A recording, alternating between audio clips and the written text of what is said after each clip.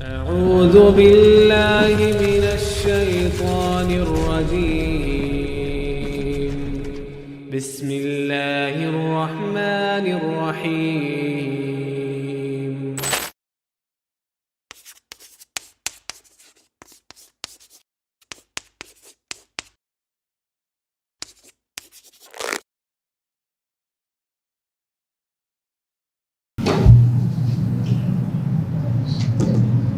Kalau di belakang nggak muat bisa di depan sini.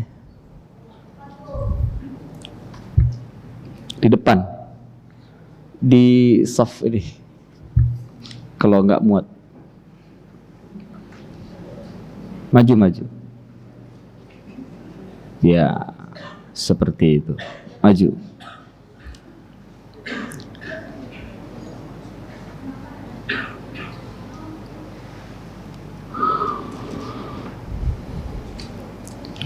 Assalamualaikum warahmatullahi wabarakatuh.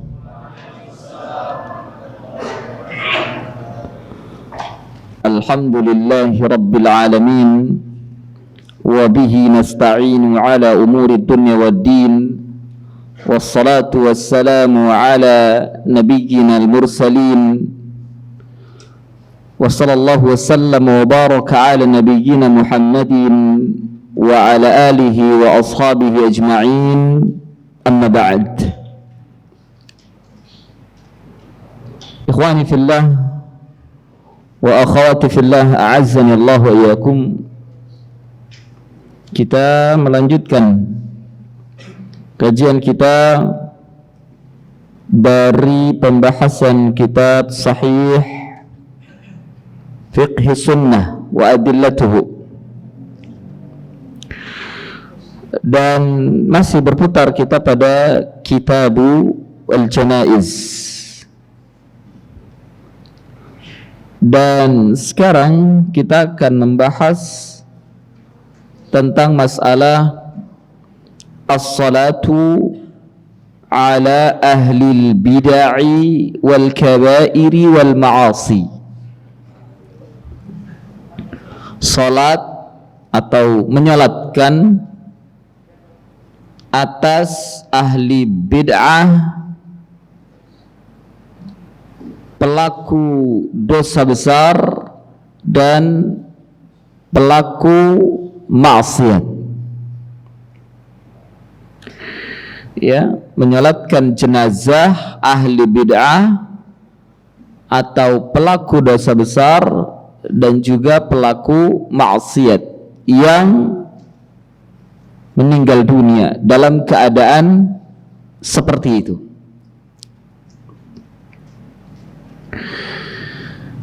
Meskipun demikian, orang-orang yang meninggal di atas yang demikian,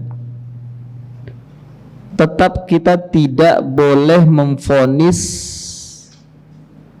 bahwa mereka min ahli nar. Tidak boleh memvonis, menetapkan bahwa mereka termasuk ahli neraka. La.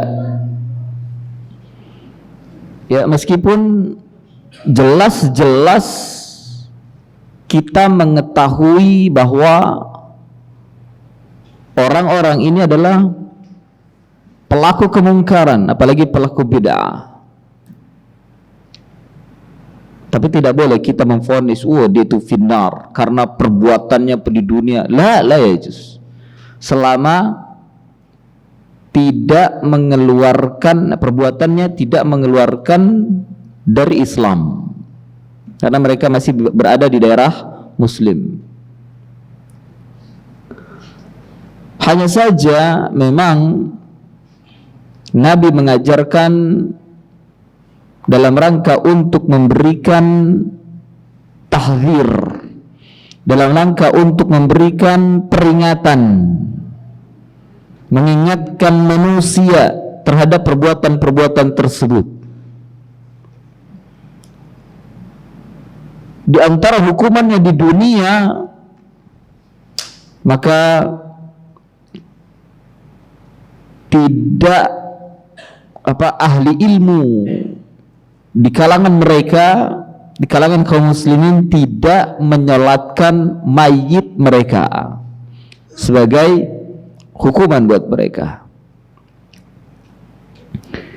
Ya, kalau kita mungkin pada tingkatan ustadz, pada tingkatan kiai atau ajengan, itu tidak menyolatkan orang-orang yang seperti itu, pelaku dosa besar atau maksiat. Ya, mari kita baca apa yang dituturkan oleh Syekh Abu Malik Kamal bin Said Salim dalam kitabnya ini. Beliau mengatakan, hasilu kalami ahli ilmi annahu yusalla ala kulli muslimin walau kana min ahli al-kabair wal fussaq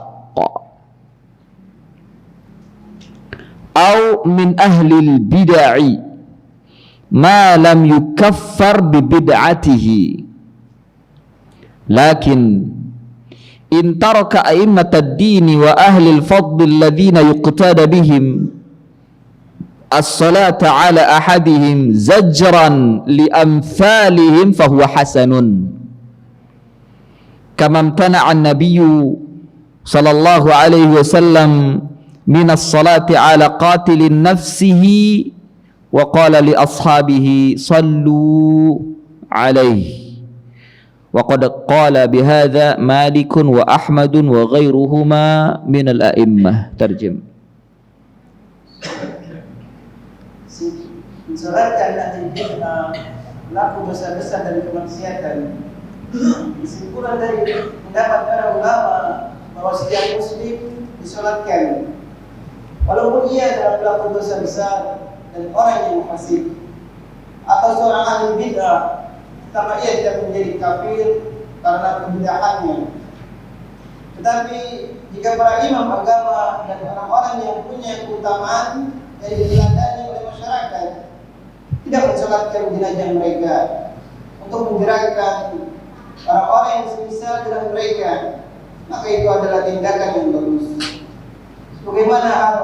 Sebagaimana halnya Rasulullah SAW menolak mensolatkan orang yang telah membunuh dirinya sendiri dan mengatakan kepada sahabat-sahabatnya, solatkanlah dia. Pendapat ini yang dipilih oleh Imam Malik, Imam Ahmad dan para imam lainnya. Naam. Jadi yang diajarkan oleh Nabi Sallallahu Alaihi Wasallam, Nabi tidak menyolatkan orang-orang yang seperti ini. Ya, Nabi tidak menyolatkan. Namun Nabi memerintahkan orang-orang yang berada di bawahnya, artinya kalangan masyarakat biasa yang tidak dijadikan sebagai atau yang tidak memiliki kapasitas ilmu. Artinya kalau bahasa kayak yang tidak diulamakan, yang tidak diustadkan, orang biasa. Ya, orang biasa. Meskipun dia mungkin berada di dalam daerah Islam, artinya dia Muslim. Nah, sebagaimana perintah Nabi kepada orang yang membunuh dirinya, bunuh diri maksudnya. Bunuh diri ini hukumnya dosa besar, tidak sampai pada derajat kafir. Hukumnya dosa besar. Ya, hanya saja bunuh diri termasuk su'ul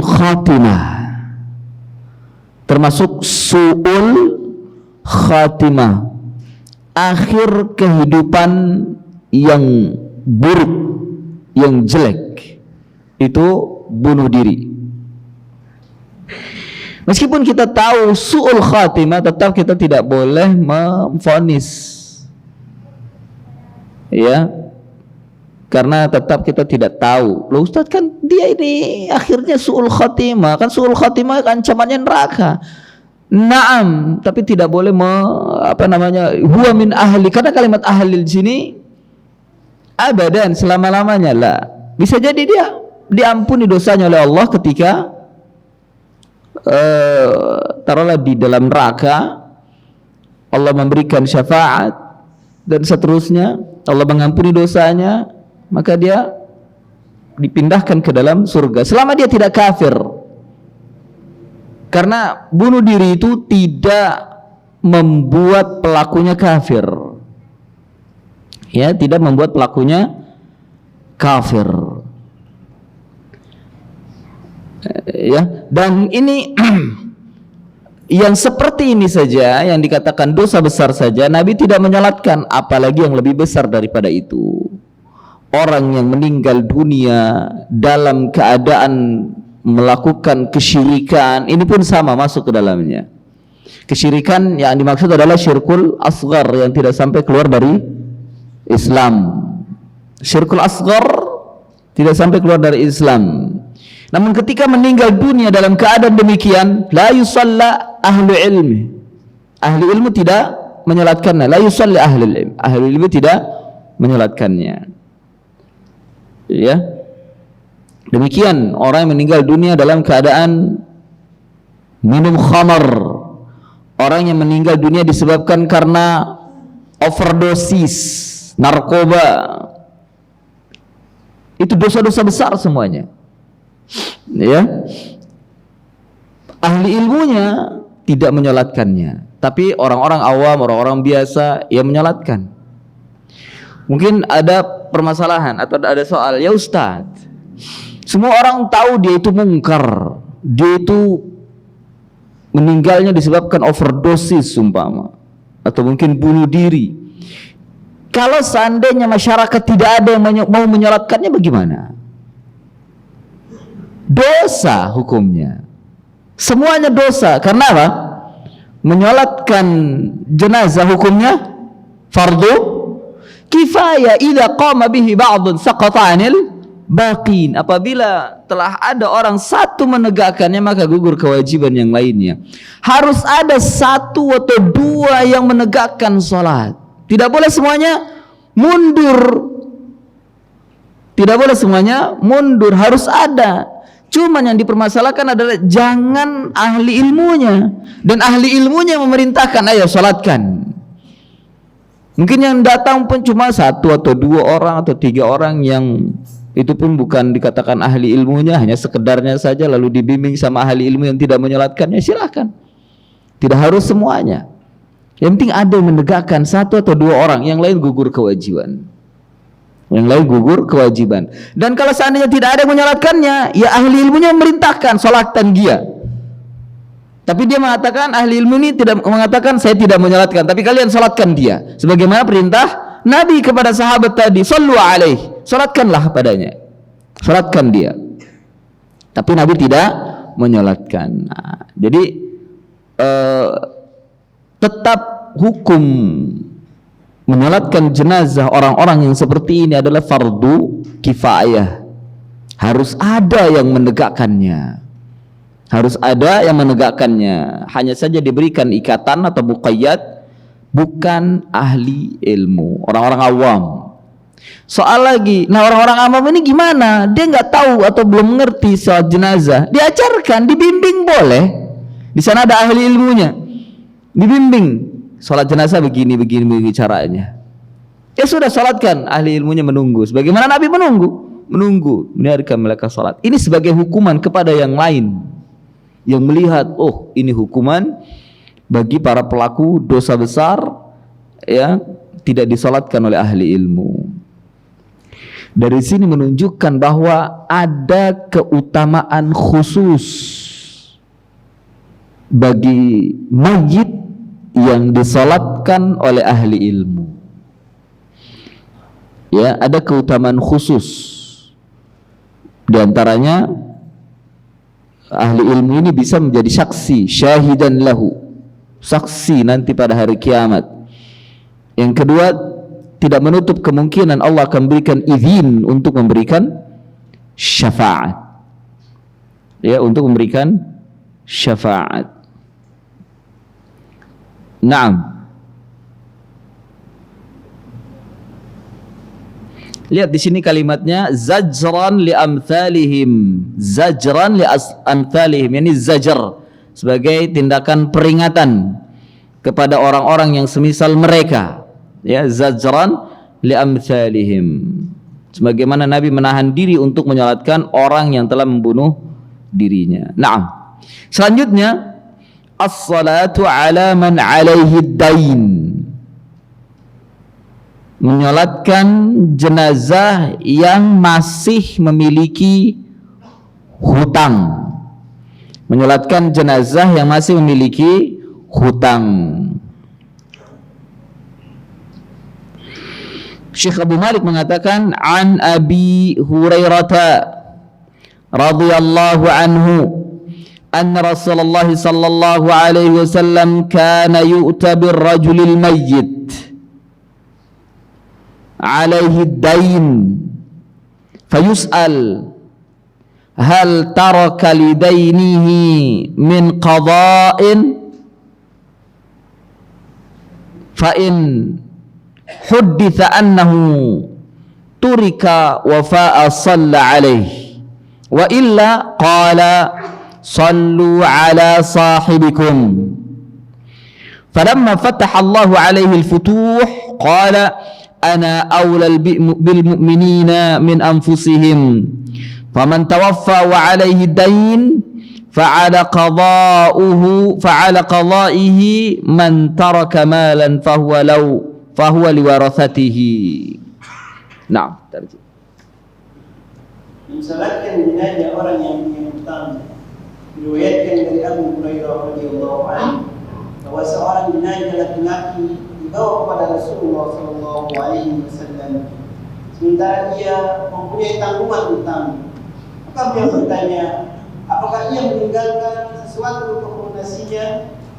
Jika dikatakan bahwa ia meninggalkan harta untuk melunasinya, maka beliau mensolatkannya. Jika tidak, maka beliau mengatakan, solatkanlah jenazah sahabat kalian ini. Jika Allah membukakan kemenangan-kemenangan atas beliau, maka beliau berkata, aku lebih berhak terhadap kaum mukmin daripada diri mereka sendiri. Dan siapa mati meninggalkan hutang, maka pelunasannya menjadi tanggunganku. Dan siapa yang meninggalkan harta, maka itu untuk ahli warisnya. Naam. Ya, di sini yang diambil dalil adalah jenazah yang masih menanggung hutang. Makanya ini penting, ya. Hutang itu boleh, tapi berbahaya. Sesuatu yang dibolehkan, ya, namun berbahaya itu adalah hutang. Dan jangan bermain-main dengan hutang. Jangan bermain-main dengan hutang. Karena di antara hukumannya adalah dia tidak disolatkan oleh ahli ilmu ketika meninggal dunia. Ya, ketika meninggal dunia, hutang. Ya. Oleh karena itu di antara anjuran Islam, jadikan hutang itu adalah jalan terakhir untuk menyelesaikan masalah berkaitan dengan harta. Jadi benar-benar kalau ingin melakukannya benar-benar kita dalam keadaan membutuhkan. Kalau tidak, sebaiknya jangan hutang. Ya, dalam keadaan membutuhkan, sangat butuh sekali dengan harta tersebut, maka hutang boleh. Tapi dengan niat untuk dibayar. Karena yang sekarang ini banyak main-main dengan hutang. Bahkan semua kehidupannya dipenuhi dengan hutang. Ya, beli motor hutang, beli mobil hutang, beli rumah hutang, semua hutang. Hatap, botol, tutup panci, semuanya hutang. Kredit, ya, ini terjadi. Beli kompor hutang, beli kompor hutang, beli lemari hutang. Jadi hidupnya itu hutang semua. Ya, hutang semua. Bahkan ada pakaian saja hutang. Hutang. Padahal dia mampu untuk membeli. Sebenarnya ada orang-orang yang suka demikian lalu memberikan syubhat kepada manusia dengan kata-kata gimana? Manfaatkan kredit itu, Masya Allah. Ya, manfaatkan selagi dibolehkan. Padahal dia mampu. Ini syubhat, ini godaan. Manfaatkan kredit itu. Padahal itu hutang. Itu hutang. Padahal dia mampu untuk membeli, tapi diperintahkan atau digoda dengan hutang. Ya dengan alasan itu manfaatkan kredit itu. Nanti kan uangnya bisa digunakan yang lain. Hadza syubhat. Menggoda manusia untuk terjebak ke dalam hutang. Jangan tergoda. Kecuali memang kita membutuhkan, sama sekali sangat membutuhkan. Dan tidak ada jalan yang lain kecuali hutang. Kalau mampu untuk kontan, cash. Jangan menunggu hutang. Kalau seandainya kita punya hutang dan kita punya uang untuk membayar, jangan tunda, segera bayar. Segera bayar. Karena di sana Nabi juga mengatakan, saya tidak ingat lafaznya itu, menunda pembayaran hutang tatkala mampu itu adalah kezaliman. Ya. Menunda pembayaran hutang atau penyelesaian hutang tatkala dia mampu untuk membayar itu adalah kezaliman. Zalim kepada orang yang telah kita hutangi. Ini banyak, yang seperti ini banyak. Mampu dia, punya uang, datang orang yang telah memberikan hutang untuk nagih, ditunda sama dia, nanti dulu dah, kita masih ada kebutuhan yang lain. Ya Allah, padahal dia bisa mampu membayar, ditunda. Hadza zalim. Ini kezaliman. Makanya hutang itu menghalangi manusia untuk masuk ke dalam surga dan mempercepat manusia masuk ke dalam neraka. Padahal boleh, tapi bisa mempercepat manusia ke dalam neraka ketika dia mengabaikan hutang. Ya, dan hutang itu tidak akan lepas meskipun kita mati, dan penyelesaian untuk menyelesaikan hutang bukan mati, bukan meninggalkan dunia, bukan. Tidak ada penyelesaian dari hutang kecuali bayar. Nggak ada yang lain, nggak ada jalan lain, bayar hutang itu. Ya, apalagi kabur. Jangan disangka ketika antum kabur itu selesai urusan. Tidak. Naam, dunia selesai, antum tidak dikejar-kejar, tapi di akhirat itu akan dipertemukan oleh Allah. Bagi Allah mudah. Di dunia antum ngutang kemudian kabur, gak kedapetan, hilang, susah dicari dan gak ketemu, ya sudah, mungkin orang akan mengatakan ya sudahlah, mungkin sudah ketentuan. Tapi di akhirat ya akhi, di akhirat itu dipertemukan sama Allah. Nggak bisa kita lari dari Allah Azza wa Jal. Didatangin, diambil, ditunjukkan, dipertemukan oleh Allah. Nih orang yang telah bawa lari hutangmu. Ya, bagaimana membayarnya? Ya bukan dengan mal lagi, udah nggak ada mal. Sudah ada tidak ada rata lagi dan tidak ada uang di sana. Yang ada hanya ada kebaikan dan keburukan, pahala dan siksa yang ada. Nah, untuk membayar hutangnya dari kebaikan-kebaikan dari orang ini diambil lalu diberikan kepada orang yang telah dizalimi dengan hutang tadi. Bila tidak memiliki kebaikan, keburukan-keburukan pada orang tadi yang dihutangi diambil dan ditimpakan kepada dia sesuai dengan hutangnya dan kezalimannya. Jadi hutang sesuatu yang boleh tapi berbahaya, rentan, ya, rentan. Apalagi yang apatis, masa bodoh dengan hutangnya dan dia membawa lari, itu zalim, itu kezaliman. Makanya juga Nabi SAW tidak tidak mendatangi hutang kecuali dalam keadaan butuh. Nabi juga berhutang. Namun Nabi melakukannya dalam keadaan membutuhkan dan dibayar, bukan kabur, dibayar, ya. Nah, demikian. Mestinya kalau seandainya ada yang mampu dari talibul ilmi, ya, kita belum mendapati ini seseorang menulis secara khusus tentang fikih hutang, fiqhud dain. Ya, ini peluang atau kesempatan bagi talib yang mampu menulis buku tentang fiqhud dain. Karena di dalam ayat Al-Quran pun satu halaman sendiri ayatnya itu tentang masalah hutang. Nah, bagaimana fiqhud dain? Itu sudah satu pembahasan sendiri. Saya kira insya Allah akan memiliki halaman yang tebal itu bukunya untuk membahas tentang masalah fiqhud dain, fikih tentang masalah hutang. Ya. Naam.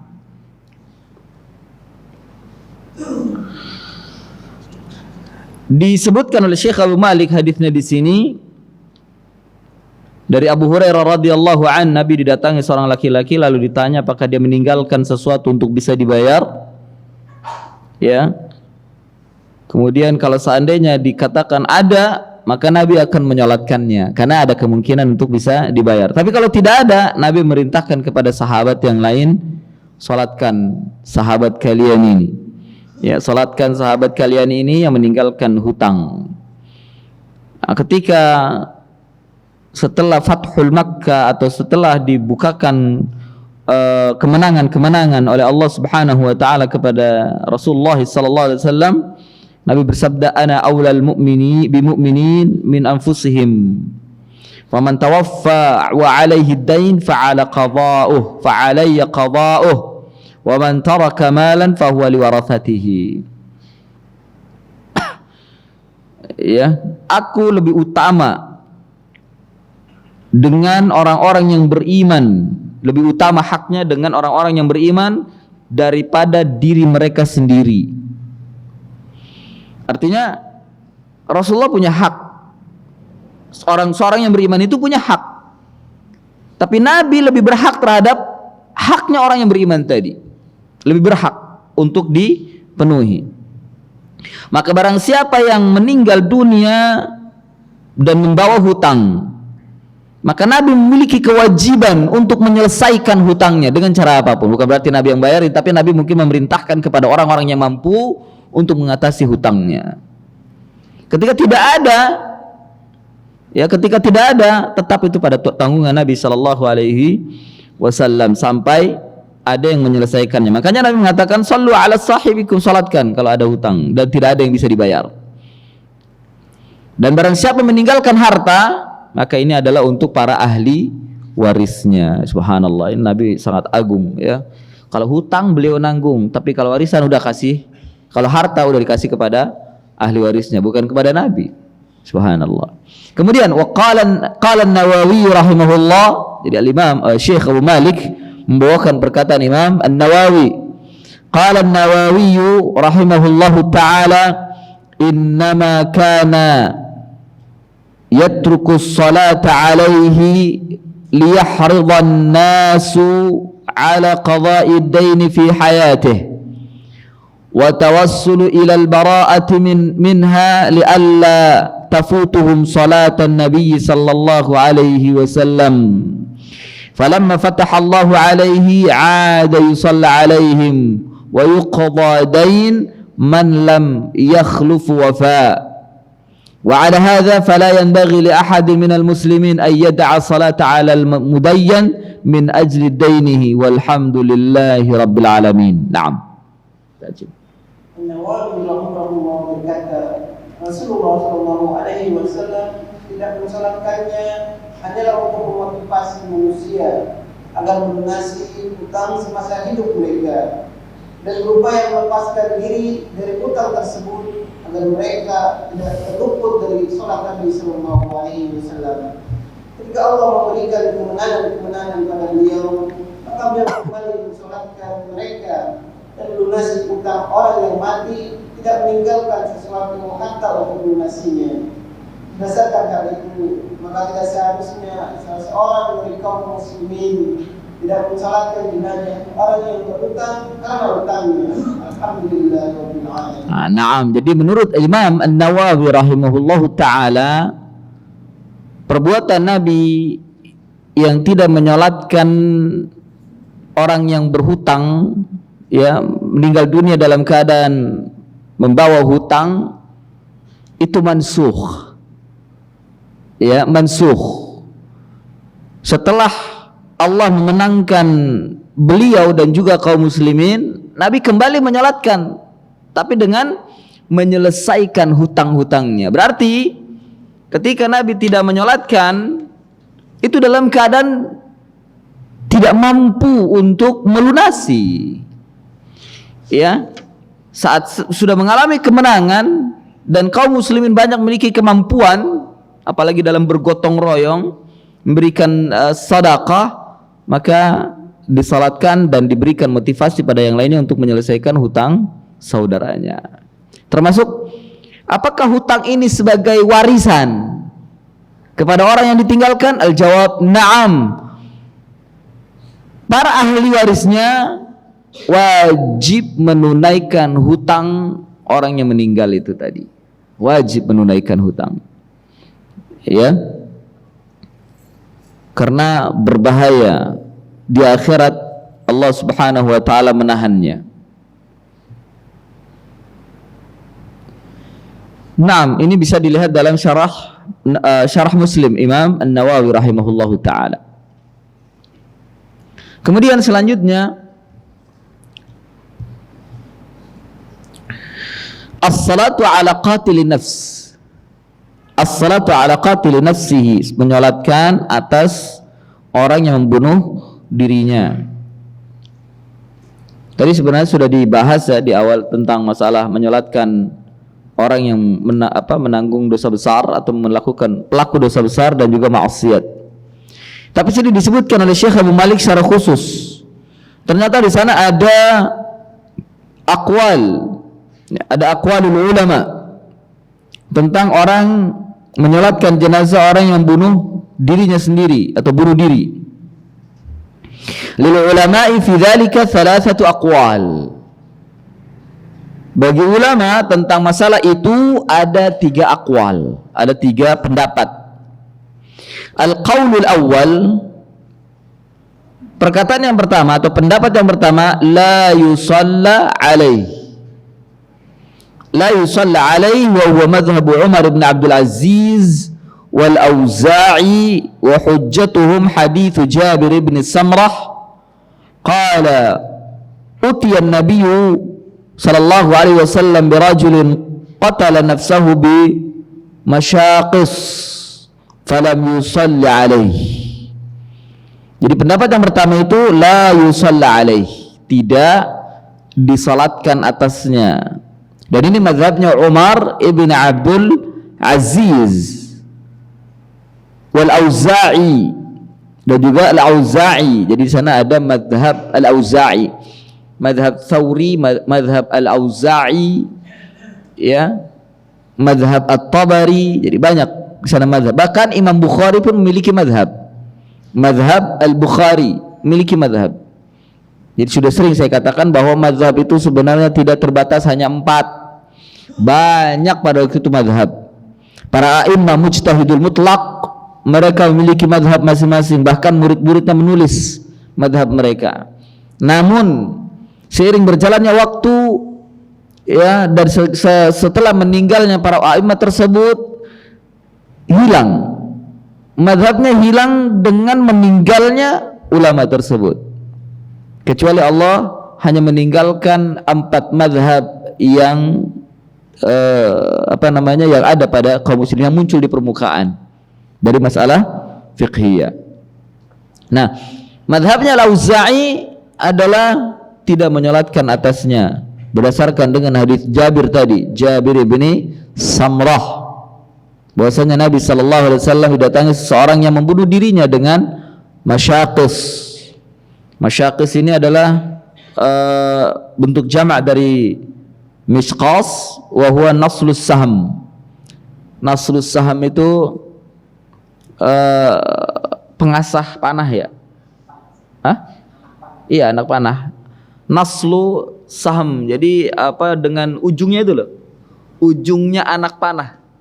Jadi lancip tuh kan, itu namanya naslu saham. Kemudian ditajemin naslu saham. Itu membunuh dirinya dengan itu. Dengan ujung anak panah. Mishqas tadi, masyaqis. Ya, falam yusalli alaihi, Nabi tidak menyalatkan atasnya. Ini qaul awal, qaul yang pertama. Al-qaul tsani, perkataan yang kedua atau pendapat yang kedua, yusalla alaihi. Wa bihi qala Al-Hasan wa An-Nakhai wa Qatada wa Malik wa Abu Hanifah wa Syafi'i wa jamaahirul ulama. Perkataan yang kedua adalah disalatkan, ya, disalatkan. Dan demikianlah perkataan Al-Hasan. Jadi pendapatnya Al-Hasan di sini adalah Al-Hasan Al-Basri. Al-Hasan Al-Basri. Sering kita mengatakan bahwa ada kalimat-kalimat atau nama-nama secara mutlak tapi sudah diketahui siapa dia gitu ya. Seperti kita mengatakan qala al-hafidhu, ini adalah Ibnu Hajar Al-Asqalani, atau qala Syekhul Islam, siapa dia? Ibnu Taimiyah secara mutlak, ya. Kemudian kalau dalam sanad hadis qala Abu Abdullah, itu adalah Imam Al-Bukhari, qala Abu Abdullah.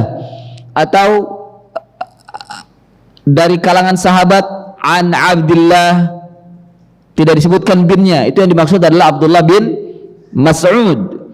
Tapi kalau dari kalangan tabi'in an Abdillah, itu yang dimaksud adalah Abdullah ibnul Mubarak. Nah ini Al-Hasan, qala Al-Hasanu, tidak ada binnya dan juga tidak ada nisbahnya. Itu yang dimaksud adalah Hasan Al-Basri. Bukan Hasan bin Ali bin Abi Thalib, bukan. Hasan Al-Basri. Nah, ini Hasan Al-Basri berpendapat demikian. Hasan Al-Basri, An-Nakhai ini Ibrahim An-Nakhai. Ini juga nisbahnya saja An-Nakhai, yang dimaksud adalah Ibrahim An-Nakhai. Wa Qatada, Malik, Abu Hanifah, Asy-Syafi'i dan jumhur ulama. Wa qad ajabu an hadits Jabir, mereka sudah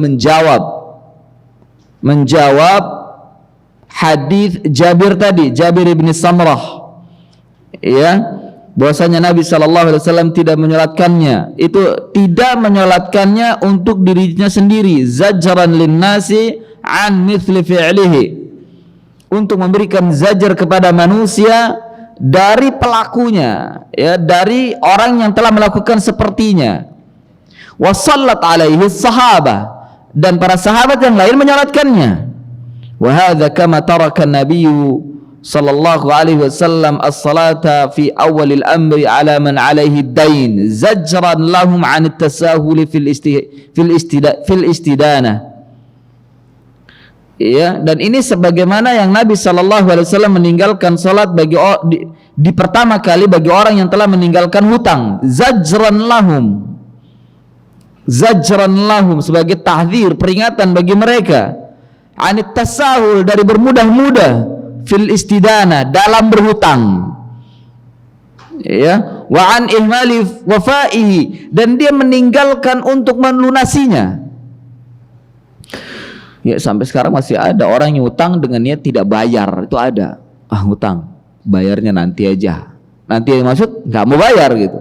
Ada yang seperti itu, ada ngutang tapi nggak mau bayar, itu ada, ya. Wa an ihmali wafaihi wa amara ashabahu bis salati alaihi, dan Nabi memerintahkan kepada para sahabat untuk menyolatkan, ya, sallu ala sahibikum. Ini menunjukkan bahwa tetap disolatkan tadi, ya, kembali lagi tetap disolatkan yang orang yang bunuh diri tadi, tapi bukan ahli ilmunya. Wa qala al-qadhi, berkata al-qadhi yang dimaksud adalah al-qadhi Iyad. Al-qadhi Iyad, madhabul ulama kafatan as-salatu ala kulli muslimin wa mahdudin wa marjumin wa qatala nafsahu wa waladuz zina. Madhab ulama itu semuanya itu menyolatkan atas setiap muslim dan orang-orang yang mendapatkan hukuman hudud, ya, hukuman hudud seperti kisos, ya, kisos, marjum atau orang yang dirajam ketika meninggal dunia, wa qatilun nafs, dan membunuh dirinya sendiri, wa waladuz zina, dan anak zina, anak hasil zina. Nah, ini disalatkan semuanya. Namun bedanya adalah bukan ahli ilmu yang menyalatkannya. Wal qaulu tsalits, dan perkataan yang ketiga atau pendapat ketiga, ayyatajannaba ahlul fadli was salahi was salati alaihi wa huwa marwiyu an Malik wa ghairihi wa huwa al-azhar. Pendapat yang ketiga itu disalatkan dengan para ahli ilmu atau orang-orang yang memiliki keutamaan itu tidak menyolatkannya, dan ini yang lebih mendekati kebenaran. Nah,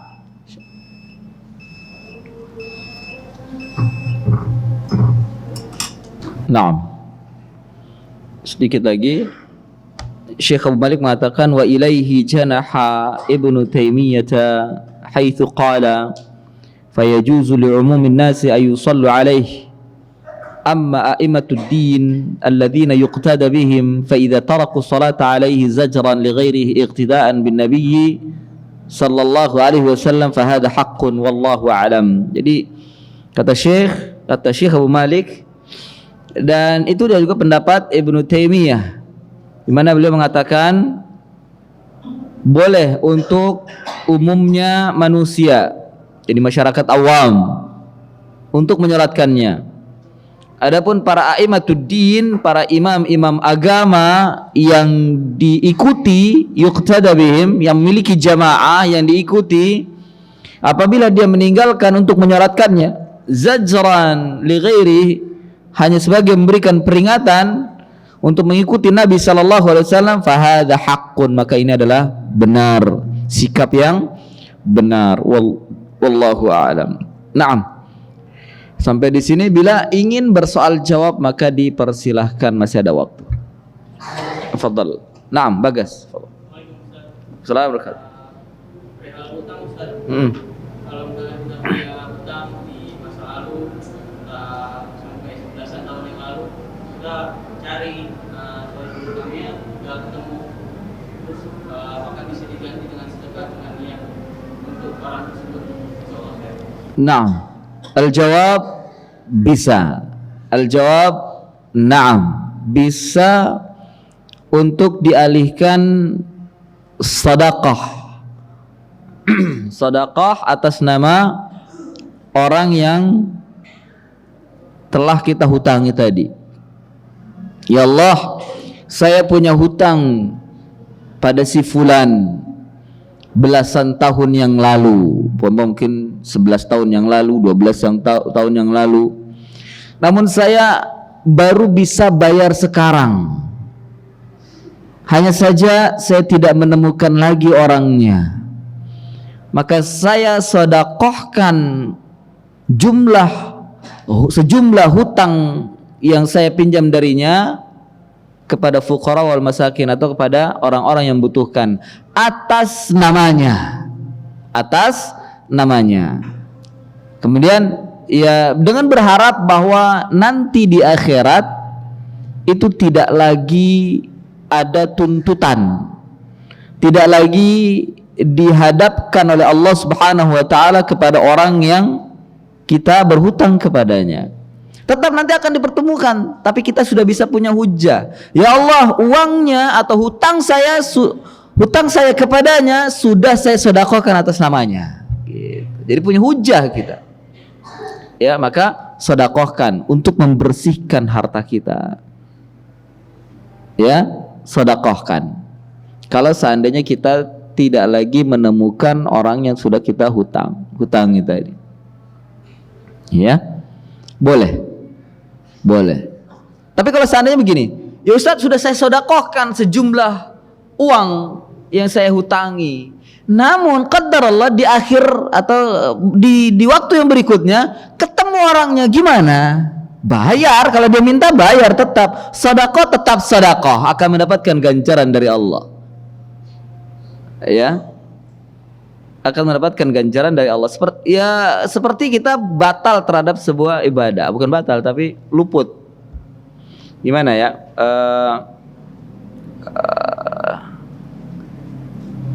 Seperti ketinggalan sholat umpama, gimana? Dan dia diperintahkan untuk mengqadha saat dia mampu menyelesaikannya. Gimana sih contohnya? Sama seperti itu. Jadi kita sudah ingin menunaikan, sudah selesai itu menunaikan. Contoh begini, kita sholat, ya kita buta, apakah sudah masuk waktu atau belum? Ya, sudah masuk waktu atau belum? Kita sholat saja, sholat. Ketika belakangan hari ternyata kita tadi sholat belum masuk waktu. Saat masuk waktu kita sholat lagi. Jadikan sholat yang telah kita sholat tadi di luar waktu adalah sholat sunnah. Begitu. Ya, sholat sunnah. Seperti kita ini yang rentan itu sholat subuh ya. Sholat subuh di luar waktu. Karena subuh itu Masya Allah masih malam. Belum waktu datang sudah azan. Makanya perlu diupdate waktu-waktu sholat itu. Perlu diupdate. Ya, perlu diupdate. Salah kalau mengatakan itu waktu sholat sepanjang masa, itu mansukh gitu. Karena sekarang itu banyak sekali perubahan, pergeseran waktu itu, banyak perubahan dan pergeseran. Sering kita sholat di luar waktu, terutama waktu subuh. Nah, ketika kita sholat,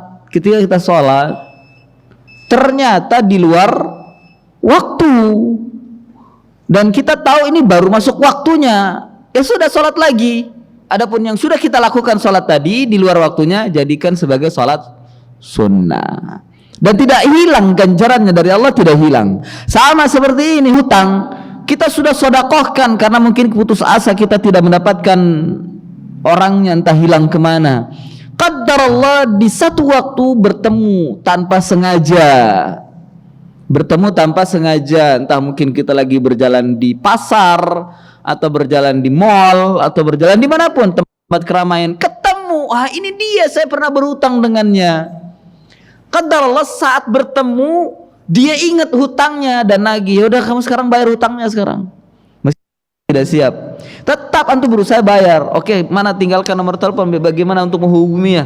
Tetap saya akan bayar sesuai dengan hutangnya dulu, begitu. Ya, jaga pertemanan itu supaya bisa bayar hutang.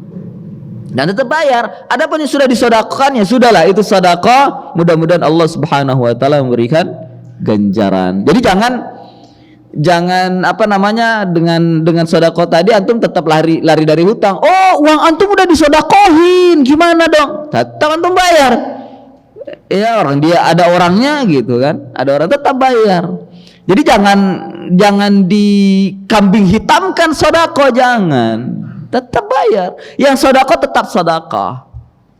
Ya, itu hanya sebagai antisipasi saja kalau seandainya tidak bertemu dengan orang yang kita hutangi. Ya, kalau bertemu bayar, ketemu tetap bayar. Sedekah tetap sedekah. Semoga Allah memberikan ganjaran. Jadi sedekah itu jangan dijadikan sebagai kambing hitam untuk tidak bayar pada orangnya tadi. Kecuali kalau seandainya kita mengatakan, uangmu saya sudah mensedekahkan sebesar hutang yang saya kepada kamu atas namamu. Kamu rela? Kalau seandainya dia rela, ya sudah, fala haraja alaihi itu keberatan. Tapi enggak, pokoknya bayar. Saya enggak mau, terserah kamu mau sedekah. Itu sedekah tetap sedekah, tapi saya pengen bayar. Ya sudah, dibayar. Jangan antum malah berantem. Iya, dengan alasan uangnya sudah disedekahkan. Jangan, tetap bayar, usahakan bayar ketika bertemu dengan orangnya. Sedekah tetaplah sedekah. Selesai. Ada lagi? Ya, fatal. Ada orang yang berhutang karena mendesak, dia dengan niat untuk membayarnya. Qadarullah orang tersebut meninggal dan sampai terdengar pada orang yang memberikan hutang. Tapi orang yang memberikan hutang itu ikhlas, Membebaskan. Nah, pertanyaannya ini orang yang berhutang ini apakah tetap kena hisab atau Naam. meninggalkan di akhirat nanti? Iya. Di akhirat orang-orang yang membebaskan hutang, ya, dan orang yang telah dibebaskan dia tidak lagi tidak lagi memiliki hutang dan dia akan lepas dari hutangnya. Ya, sesuai dengan apa yang diinginkan oleh Allah, yang dikehendaki oleh Allah. Tetap dia tidak berhutang lagi kalau sudah dibebaskan. Dan orang yang menghutangkan tadi dia mengikhlaskan, itu akan menjadi sedekah baginya. Akan menjadi sedekah baginya. Dan memang seperti itu sih sejatinya ketika kita bermuamalah dengan seorang yang sangat membutuhkan. Ya, sangat membutuhkan, karena muamalah hutang itu hendaknya dilakukan kepada orang-orang yang membutuhkan atau saat kita dalam keadaan membutuhkan, bukan bermain-main. Nah, saat orang yang dihutangi membutuhkan, kemudian kita membebaskan, itu ganjarannya sangat besar. Karena Rasulullah bersabda, "Man yassara musliman yassarallahu yaumal qiyamah." Barang siapa memudahkan seorang muslim, maka Allah akan memudahkan nanti pada hari kiamat. Yang telah membebaskan tadi akan dibebaskan, akan dimudahkan oleh Allah hisabnya nanti pada hari kiamat, ketika manusia mengalami kesusahan. Begitu. Wallahu a'lam. Demikian. Bapak silakan. Ini bisa di dalam agama kita ada perintah apabila kita membuat muamalah mengadakan suatu catatan dan dikatakan saksi-saksi sejauh mana hukum kalau ada catatan dan sebagainya. Iya. Jadi ada kayak semacam surat perjanjian, begitu, atau ada MOU gitu ya. Ya. Landasannya adalah sabda Nabi Sallallahu Alaihi Wasallam, al-muslimu ala syurutihim. Al-muslimu ala syurutihim. Seorang muslim itu berada di atas syaratnya. Wajib seorang muslim memenuhi semua syarat kerjasama, muamalah, perjanjian kerja dan lain sebagainya, wajib dipenuhi selama syarat-syarat tersebut tidak bertentangan dengan syariat. Ya, kalau seandainya bertentangan dengan syariat, di sana ada kaidah la syurata, tidak ada syarat, ya, tidak ada syarat selama bertentangan dengan syariat. Artinya syarat itu batal jika ditilik kembali ternyata bertentangan dengan syariat. Batal syarat itu. Harus membuat syarat lagi yang tidak bertentangan dengan syariat. Makanya saat kita bermuamalah, mengikat perjanjian, menulis MOU, dilihat, jangan main tanda tangan aja, dilihat dulu ketentuannya ada nggak yang bertentangan dengan syariat. Ya, jangan di kemudian hari baru diperiksa, kemudian terjadi masalah, ternyata bertentangan dengan syariat, itu marah-marah sendiri. Jangan, periksa lagi dengan teliti. Apakah bertentangan dengan syariat atau tidak? Kalau ternyata memang bertentangan dengan syariat, jangan tanda tangani. Ya, jangan tanda tangan, batal sekalian karena bertentangan dengan syariat. Nah, ini banyak yang seperti ini ketika terjadi penandatanganan MOU, ya, dengan pihak-pihak yang pemodal dan sebagainya. Pemodal ini memberikan tekanan atau mungkin ada syarat-syarat yang menguntungkan dia sendiri dan bahkan bertentangan dengan syariat. Karena mungkin terpaksa, kemudian kita tanda tangan, ini tidak boleh yang seperti ini. Akan terjadi hal-hal yang tidak diinginkan di kemudian hari. Ya, kalau tidak bertentangan dengan syariat, syarat-syarat yang ada di dalam perjanjian tersebut wajib ditunaikan. Hukumnya ya seperti syariat, tidak boleh dia meninggalkan syarat-syarat yang sudah ditandatangani atau yang sudah disepakati selama tidak bertentangan dengan syariat. Berdasarkan sabda Nabi, al-muslimu ala syurutihim, seorang muslim itu berada di atas syaratnya. Artinya tidak boleh dia meninggalkan perjanjian dan syaratnya, tidak boleh dia mengkhianati perjanjian dan syaratnya. Ya, nah, ini jadi hukumnya, meskipun itu adalah syarat yang ditulis oleh manusia, tapi selama dia tidak bertentangan dengan syariat dan sudah disepakati dan ditandatangani bersama, maka itu sudah menjadi seperti syariat, tidak boleh dilanggar. Tidak boleh dilanggar. Demikian kira-kira. Ya.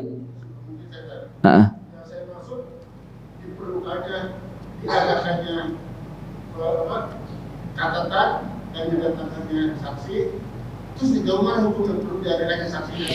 Oh, iya. Ya, saksi itu diperlukan untuk apa namanya? Untuk bagaimana? Ya. Pernyataan gimana maksudnya?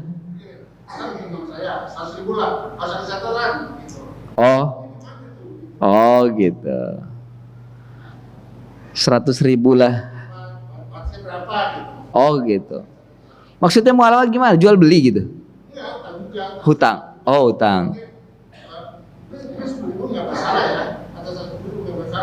Kalau 200 juta atau 200 juta atau 200 miliar diperlukan dan hukumnya gimana? Oh, mencatat hutang maksudnya.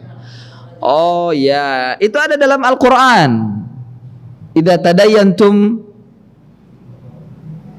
dalam surat Al-Baqarah itu yang apa? Satu halaman itu. Hukum mencatat hutang wajib. Tapi memang berbeda pendapat para ulama kadarnya ya, kadarnya. Hukum mencatat utang dalam kadar yang banyak, ya, apalagi berkaitan dengan rugi dan keuntungan bagi seorang manusia dalam bermuamalah, maka wajib dicatat. Tapi kalau antum cuma hutang 100 perak ya nggak usah lah dicatat. 100 perak, 200 perak. Oh, usah. Yang dicatat adalah hutang-hutang yang memang nilainya itu berpengaruh pada kehidupan manusia dan nilai itu sangat berarti bagi manusia. Kadarnya berapa sih? 500.000 lah ya. 500.000 tuh cukup kalau seandainya ada orang berhutang 500.000, goyang hidupnya gitu kan. Kalau ditinggal apa, dia sangat butuh, karena 500.000 tuh bisa apa gitu kan, bisa 1 kali cicilan motor mungkin ya, seperti itu akan berpengaruh. Nah itu dicatat si fulan pada tanggal sekian telah berhutang bla bla bla, seperti itu. Tapi kalau cuma hutang 10.000, 20.000, udahlah nggak usah dicatat. Tapi ditagih ya tetap ditagih, jangan dilupakan, tetap ditagih. Ya, tetap ditagih. Makanya ketika ingin meninggal dunia, minta maaf kalau seandainya ada keluputan, karena yang seperti itu terkadang sifat manusia itu lupa ya. 10.000, 20.000. Karena kalau 10.000, 20.000 diseringin ya jadi banyak juga gitu kan. 20.000 sehari minjem sama si fulan, 20.000 nggak usah dicatat. Besoknya minjem 20.000, ini kumpulnya juga 2 juta itu kalau seandainya banyak. Nah, tetap tidak boleh diabaikan ya, meskipun sedikit tetap tidak boleh diabaikan, tapi harus diingat. Tapi kalau dalam skala besar hukumnya wajib untuk dicatat, karena Allah yang menyatakan demikian dalam Al-Quran. Faktubuhu, ya, tulis, ya, tulis. Wallahu a'lam. Demikian kajian kita, mudah-mudahan ada manfaatnya. Wassallallahu ala nabiyyina Muhammadin wa ala alihi wa sahbihi wa barik wasallam. Subhanakallahumma wa bihamdik, asyhadu an la ilaha illa anta, astaghfiruka wa atubu ilaik. Wa akhiru da'wana anil hamdulillahi rabbil alamin. Wassalamu alaikum warahmatullahi wabarakatuh.